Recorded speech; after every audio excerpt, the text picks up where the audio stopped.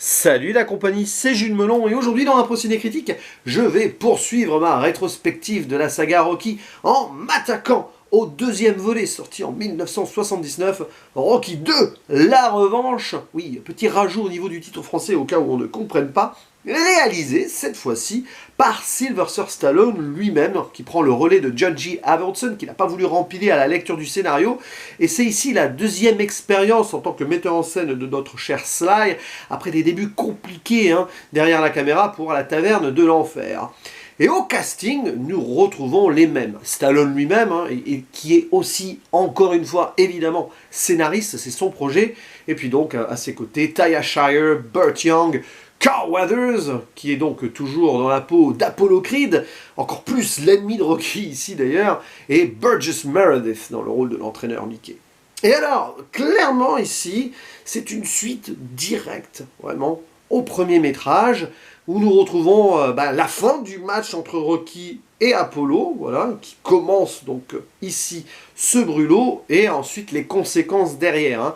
Beaucoup d'échymoses et de blessures pour Rocky, qui va faire un petit séjour à l'hôpital, et surtout des blessures dans l'amour-propre d'Apollo Creed, qui n'a pas du tout digéré l'idée d'avoir été, on va dire, mené jusqu'au 15e round par Rocky, qui ne s'est pas couché, qui n'est pas tombé, et donc pour lui c'est comme une défaite, même s'il a gagné le match, et alors il veut à tout prix un combat retour, une revanche, tant et si bien qu'il va titiller Rocky, même, on va dire, l'insulter, l'invectiver à travers les médias, et notre cher héros, au début, il n'a pas trop envie, il prend sa retraite même, mais très vite, l'appel des sirènes, et surtout, son honneur personnel, quoi, et puis il ne sait faire que ça, tout ceci va faire qu'il va accepter ce combat retour, qui va se dérouler à Thanksgiving, il me semble, et donc celui-ci conclura ce deuxième volet, comme un effet miroir. Mais entre-temps, il va se passer beaucoup de choses, notamment dans la vie personnelle donc, de Monsieur Balboa, puisque avec Adrienne, ça y est, ça se consomme totalement, mariage, et même qu'ils vont avoir un enfant, et d'autres petits soucis que je ne vais pas expliciter ici si vous n'avez pas encore vu cette suite et que vous n'avez vu que le premier, et que vous regardez cette vidéo en vous demandant si, tiens, est-ce que ça vaut le coup de voir la suite. Justement, est-ce que ça vaut le coup?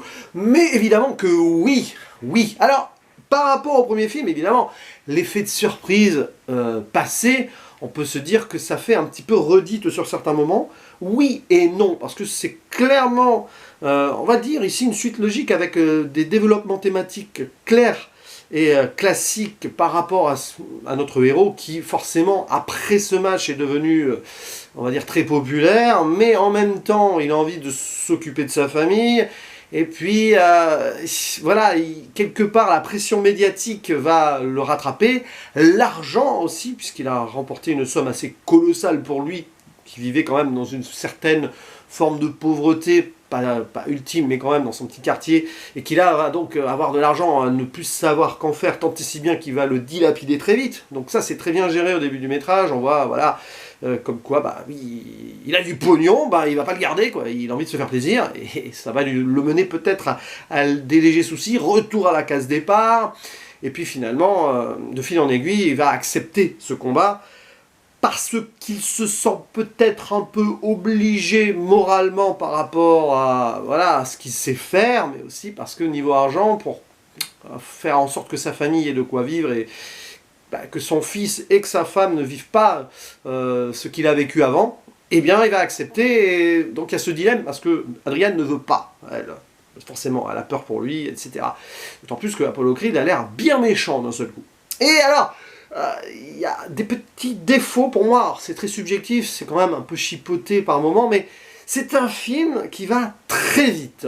Et c'est le paradoxe, parce que d'habitude, quand j'ai des légères réserves sur un métrage, c'est surtout, voilà, il y a des longueurs et tout, là il n'y en a pas, et il dure quoi, 1h52, ouais, 1h50, entre 1h50 et 2h, et j'aurais aimé en voir 15 ou 30 minutes de plus, ça peut paraître gourmand, mais pour avoir le temps de développer certaines choses. Tu as des situations qui passent très vite, c'est limite du time-lapse au début, quand Rocky a de l'argent, puis après il en a plus trop, puis il reprend un peu le boulot, enfin il va assister son entraîneur, puis il reprend l'entraînement. En parallèle, Polly, son pote, a pris sa place en tant qu'encaisseur auprès de l'usurier local. Donc voilà, ça passe vraiment, voilà. On aurait aimé peut-être plus de construction et de profondeur à ce niveau-là. Sa relation avec Adrienne, très bien, voilà, oh, mariage, naissance, puis il va se passer quelque chose. Oui, mais des fois tu aurais aimé te poser et tout, mais ouais, tout va très vite parce que c'est voulu, je pense, dans le scénario et dans l'ambiance du film.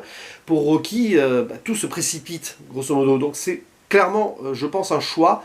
Mais il y a des moments où je me dis, ah, c'est dommage, etc. Mais bon, c'est personnel, quoi. Voilà. Et puis il y a un autre truc qui me titille un peu, mais là aussi c'est logique, c'est le changement d'attitude d'Apollo Creed. On comprend, hein, vraiment, sa fierté en a pris un coup.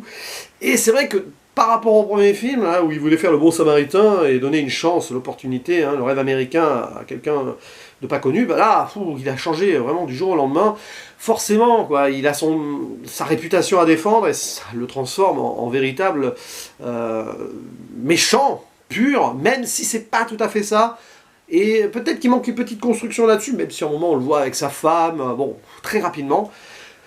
Même si voilà, la réalisation est intelligente parce qu'on a des parallèles entre Rocky et Apollo sur certaines choses, et puis voilà. Mais il y a des choses qui sont très bien dans le film. Le côté dramatique au milieu qui va permettre de faire que Rocky va se poser des questions, puis rebondir, voilà. Et à un moment, voilà, il y a cette remotivation ultime, et voilà, un training montage où il reprend l'entraînement à fond. L'une des meilleures scènes des deux premiers films confondus, quand il va courir dans les rues de Philadelphie, que derrière, beaucoup de jeunes, des enfants le suivent. C'est le héros du peuple, mais aussi le héros de la jeunesse, c'est magnifique, c'est galvanisant à mort, avec le thème Gonna Fly Now, repris avec des chœurs justement d'enfants, magnifique, voilà, envol de pigeons devant Rocky qui saute un banc, enfin, et puis bien sûr les Rocky Steps à la fin, génialissime, quoi, voilà, si vous avez un coup de mou et tout, etc., si vous voulez un peu reprendre espoir dans la vie, vous vous mettez uniquement cette scène, et puis celle du premier film aussi, enfin, faites une petite compilation comme ça existait sur internet en plus, et c'est terrible, quoi, comme ça vous redonne de l'énergie. Donc ça c'est génial, et donc remonter, etc. Et puis bon, le combat final, en soi, ça fait presque redite du premier, mais pas tant que ça, parce que c'est beaucoup plus hargneux, beaucoup plus violent, viscéral, c'est quand même très dur, hein, entre les hommes sur le ring. D'ailleurs, il a beaucoup souffert, hein, Stallone, hein, sur le tournage. Déjà ça a duré plusieurs mois, et plus d'un mois d'ailleurs, rien que pour le combat final.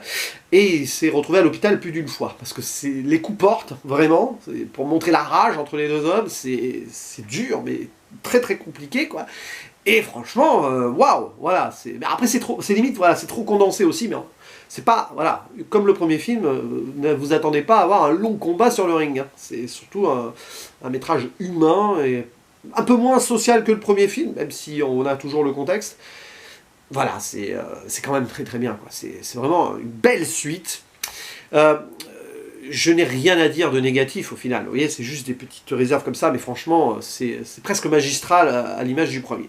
Et donc, je ne vais pas forcément m'arrêter sur une note ici, parce que j'ai envie de revoir ceux d'après, avec un contexte différent, notamment le 3 et le 4. Hein. C'est clairement entre 7 et 8, je pourrais laisser 8, mais 7 ou 8, on s'en fiche.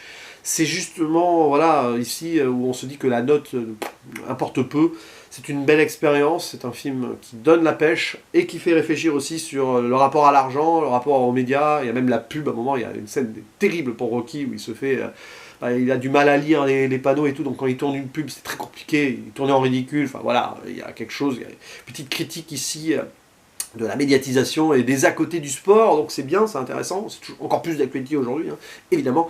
Donc oui, cette suite est très bien. N'hésitez pas à dire en commentaire ce que vous en pensez, parce que peut-être que vous la préférez au premier, ça arrive, hein, certains aiment plus le 2 que le 1, mais bon, voilà. Et où vous classez ce numéro 2 par rapport à la saga, on ne sait jamais. De toute façon, moi, personnellement, je ferai un bilan quand je les aurai tous revus et vus, parce que je crois que le 6e, je ne l'ai pas vu. Et oui, mais voilà. Il ne me reste plus qu'à vous dire à la prochaine. Ciao!